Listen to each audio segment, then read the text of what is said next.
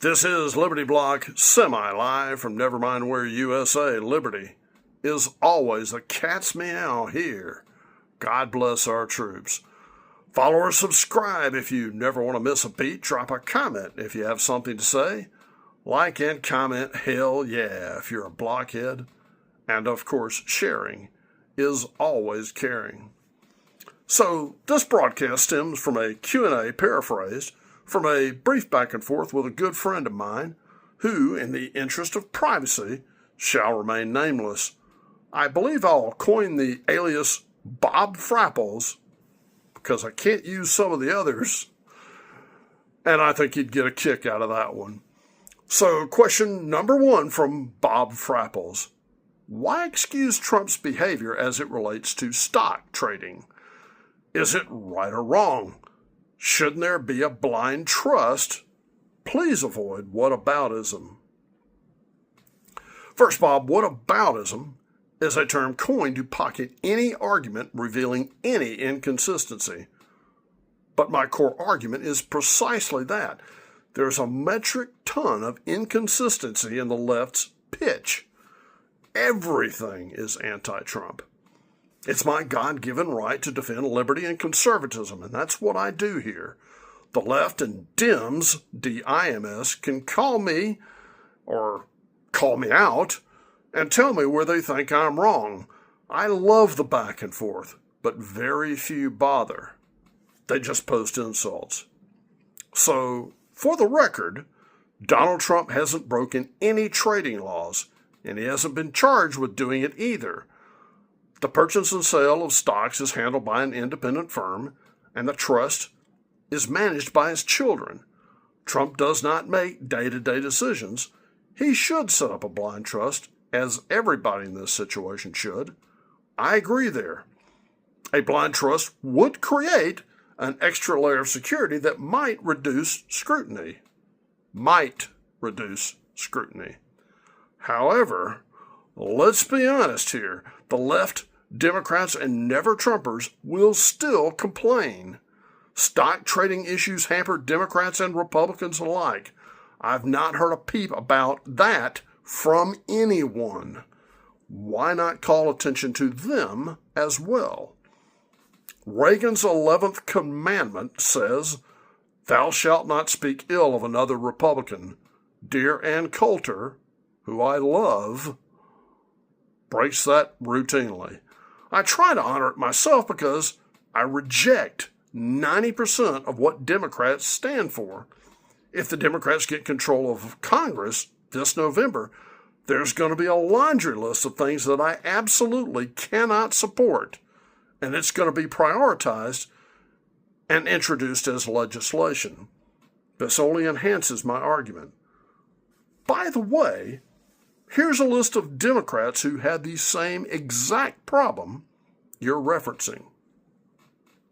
In Congress, Nancy Pelosi, Ro Khanna, Josh Gottheimer, Gil Cisneros, Cleo Fields, Sarah Jacobs, all Democrats.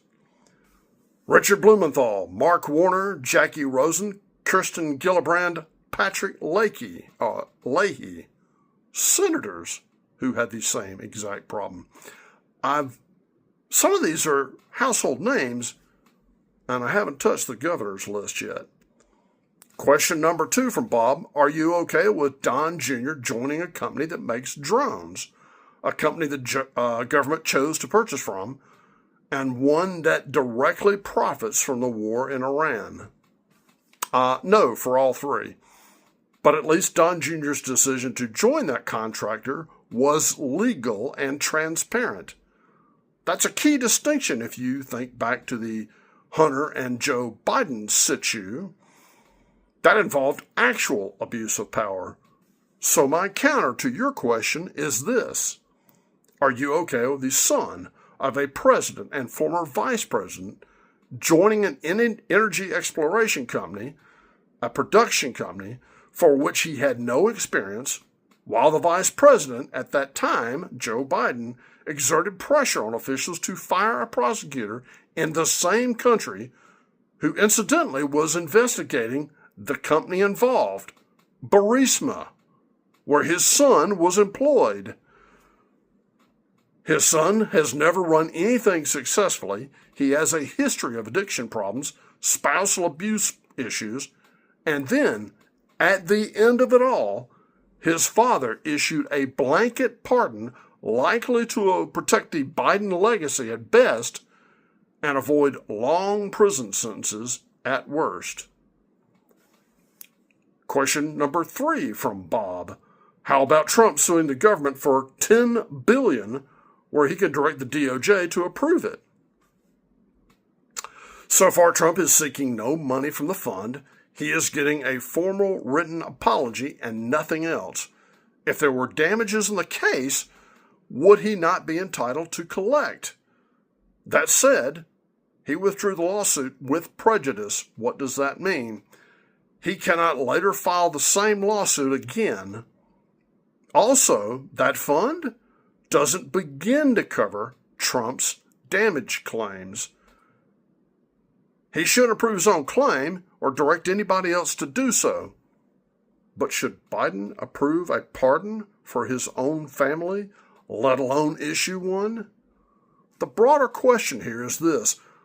The person responsible, Charles Littlejohn, was an IRS employee who leaked tax records in violation of federal law, and he was convicted for it. Are you telling me a president doesn't have the right to sue to clear his good name and recover damages? Do you want talented people to run for office ever again?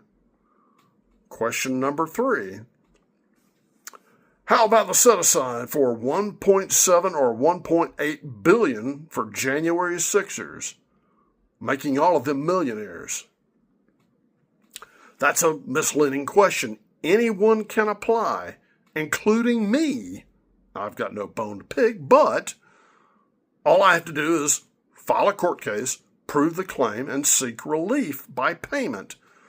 Are you okay with people who are wronged by the IRS, for example, having no damage relief after winning a lawsuit and or having a fund set aside to finance that very issue? Question number 4. Can you not simply acknowledge that all waste and fraud and abuse is wrong, that party label shouldn't apply? Shouldn't it all be frowned upon? As I've stated many times, I agree, waste, fraud, and abuse is horrible. But the left's permanent gripe session about everything Trump, while the leftists and Democrats and yes, some Republicans are doing these same exact things. And they're all in positions of power. All I'm asking for here is a little bit of consistency, not anti-Trump rhetoric ad nauseum.